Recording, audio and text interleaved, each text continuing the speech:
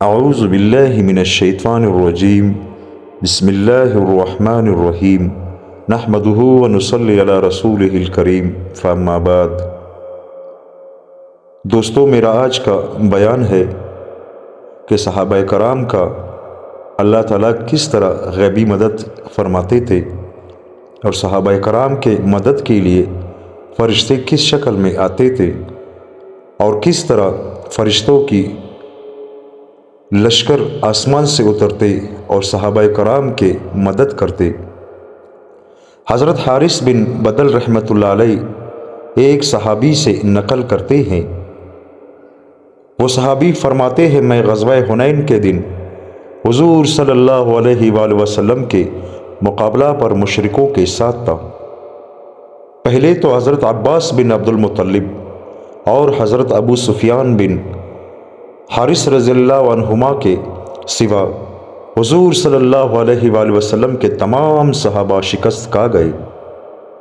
حضور صلی اللہ علیہ وآلہ وسلم نے زمین سے ایک مٹھی اٹھا کر ہمارے چہروں پر پھینکی، جس سے ہمیں شکست ہو گئی، اور مجھے ایسا محسوس ہو رہا تھا کہ ہر درخت اور ہر پتھر ہمارے پیچھے دوڑ رہا ہے۔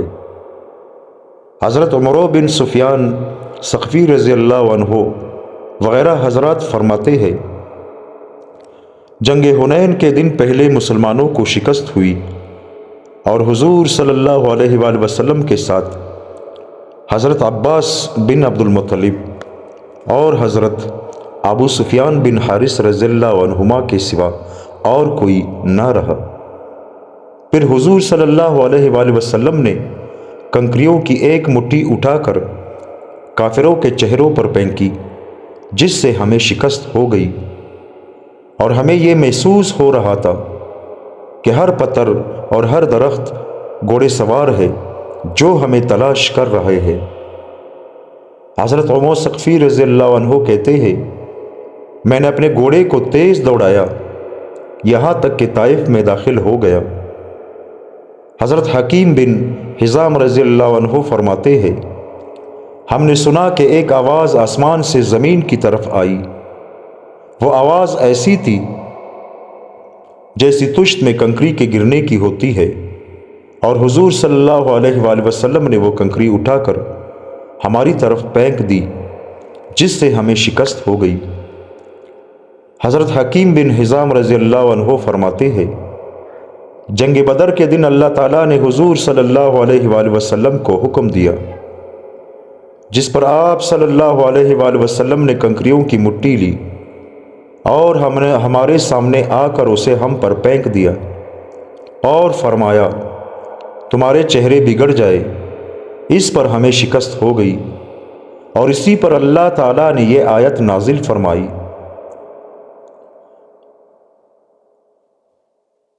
وَمَا رَمَيْتَ إِذْ رَمَيْتَ وَلَكِنَّ اللَّهَ رَمَى، سورہ انفال ہے۔ اور آپ نے خاک کی مٹھی نہیں پھینکی جس وقت آپ نے پھینکی تھی، لیکن اللہ تعالیٰ نے وہ پھینکی۔ حضرت ابن عباس رضی اللہ عنہما فرماتے ہیں، حضور صلی اللہ علیہ وآلہ وسلم نے حضرت علی رضی اللہ عنہ سے فرمایا، مجھے ایک مٹھی کنکریاں دو۔ حضرت علی رضی اللہ عنہ نے حضور صلی اللہ علیہ وآلہ وسلم کو ایک مٹھی کنکریاں دی۔ حضور صلی اللہ علیہ وآلہ وسلم نے وہ مٹھی میں لے کر کافروں کے چہروں پر پھینک دی۔ اللہ کی قدرت سے ہر کافر کے دونوں آنکھیں کنکریوں سے بھر گئی۔ پھر یہ آیت نازل ہوئی، وَمَا رَمَيْتَ إِذْ رَمَيْتَ وَلَكِنَّ اللَّهَ رَمَى۔ حضرت یزید بن عامر سوائی رضی اللہ عنہ فرماتے ہیں، حضور صلی اللہ علیہ وآلہ وسلم نے زمین سے ایک مٹھی لی اور مشرکوں کی طرف متوجہ ہو کر ان کے چہروں پر پھینک دی اور فرمایا، واپس چلے جاؤ، تمہارے چہرے بگڑ جائے۔ چنانچہ جو کافر بھی اپنے بھائی سے ملتا تھا اس سے اپنی دونوں آنکھوں میں خاک پڑ جانے کی شکایت کرتا۔ حضرت عبداللہ بن مسعود رضی اللہ عنہ فرماتے ہیں، غزوہ بدر کے دن کفار ہمیں بہت توڑے دکھائی دے رہے تھے، یہاں تک کہ میرے قریب جو ساتھی تھا میں نے اس سے کہا تمہارے خیال میں یہ کافر 70 ہوں گے؟ اس نے کہا میرے خیال میں 100 ہوں گے۔ پھر ہم نے ان کے ایک آدمی کو پکڑا اور اس سے اس بارے میں پوچھا تو اس نے کہا ہم 1000 تھے۔ حضرت سعید بن جبیر رحمۃ اللہ علیہ کہتے ہیں غزوہ خندق مدینہ میں ہوا تھا۔ حضرت ابو سفیان بن حرب رضی اللہ عنہ اس وقت تک مسلمان نہیں ہوئے تھے۔ وہ قریش کو اور اپنے پیچھے چلنے والے تمام قبائل عرب کو لے کر مدینے پر حملہ آور ہوئے تھے۔ ان قبائل میں کنانہ، عینیہ بن حسین، غطفان، طلحہ، بنو اسد، ابو العور اور بنو سلیم شامل تھے، اور قریظہ کے یہودیوں اور حضور صلی اللہ علیہ وآلہ وسلم کے درمیان پہلے سے معاہدہ ہوا تھا جسے انہوں نے توڑ دیا اور مشرکوں کی مدد کی۔ ان کے بارے میں اللہ تعالیٰ نے یہ آیت نازل فرمائی وَأَنزَلَ الَّذِينَ ظَاهِرُوهُم مِّنْ أَهْلِ الْكِتَابِ مِنْ صَيَاصِيهِمْ، اور جن اہل کتاب نے ان کی مدد کی تھی ان کو ان کی کلوں سے نیچے اتار دیا۔ حضرت جبرائیل علیہ السلام ہوا کو ساتھ لے کر آئے۔ جب حضور صلی اللہ علیہ وآلہ وسلم نے حضرت جبرائیل علیہ السلام کو دیکھا تو 3 دفعہ فرمایا غور سے سنو، تمہیں خوشخبری ہو۔ پھر اللہ نے ان پر ایسی ہوا بھیجی جس نے ان کے خیمے پھاڑ دیے اور ان کی دیگیں الٹ دی اور ان کے کھجاوے مٹی میں دبا دیے اور خیموں کے باندھے کے کونٹے توڑ دیے، اور وہ لوگ ایسے گھبرا کر بھاگ گئے کہ مڑ کر پیچھے نہ دیکھا۔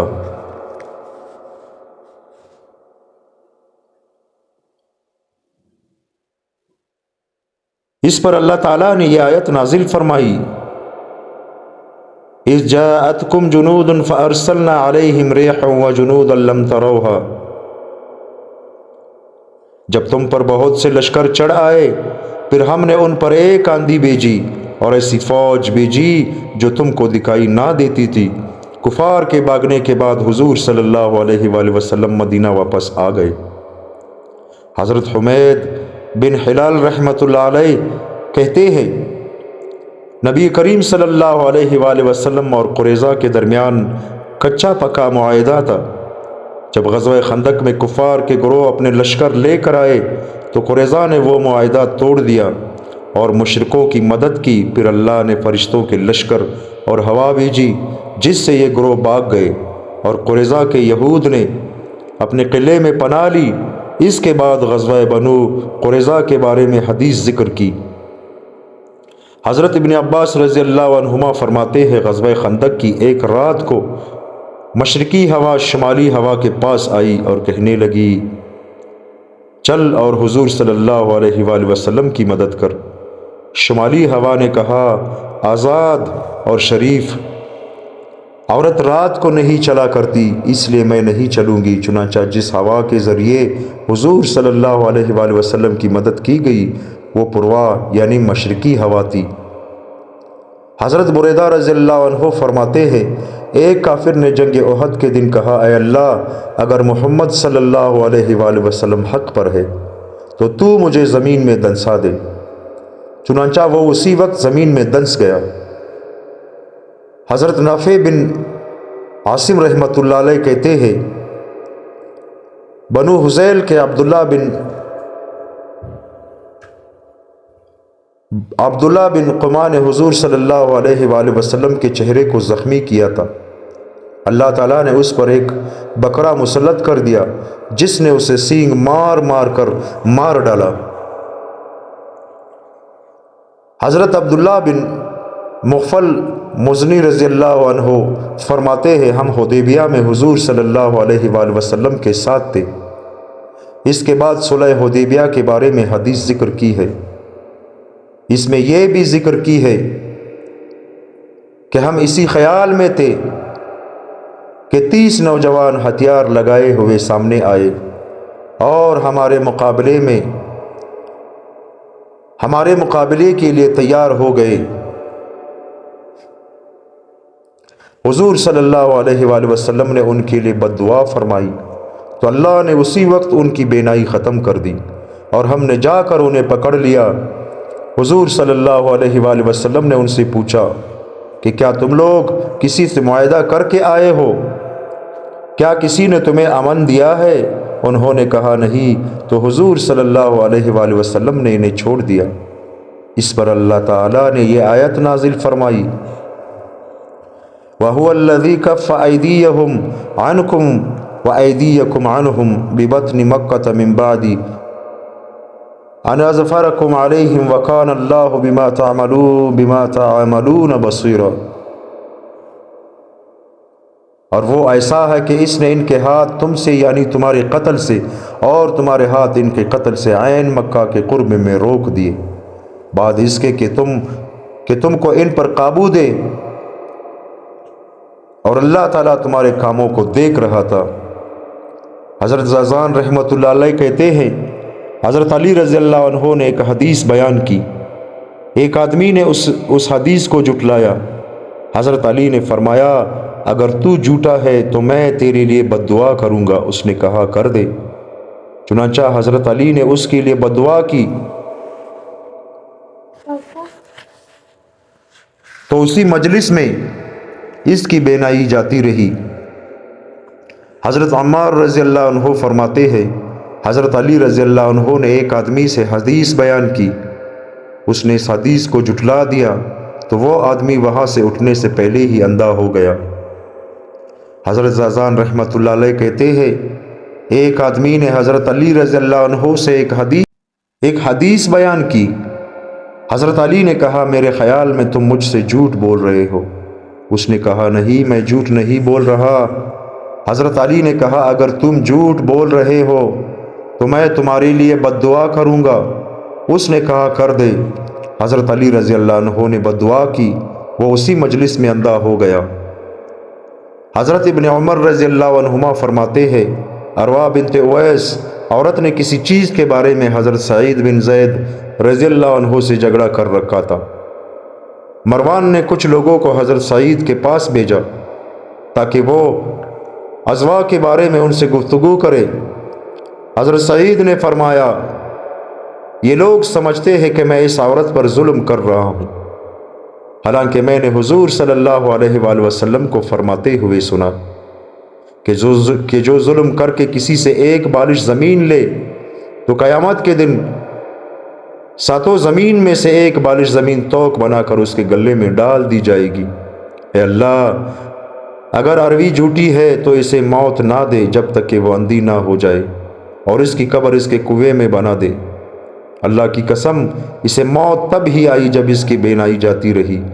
ایک دفعہ وہ اپنے گھر میں بڑی احتیاط سے چل رہی تھی کہ وہ اپنے کنویں میں گر گئی اور وہ کنواں ہی اس کی قبر بن گیا۔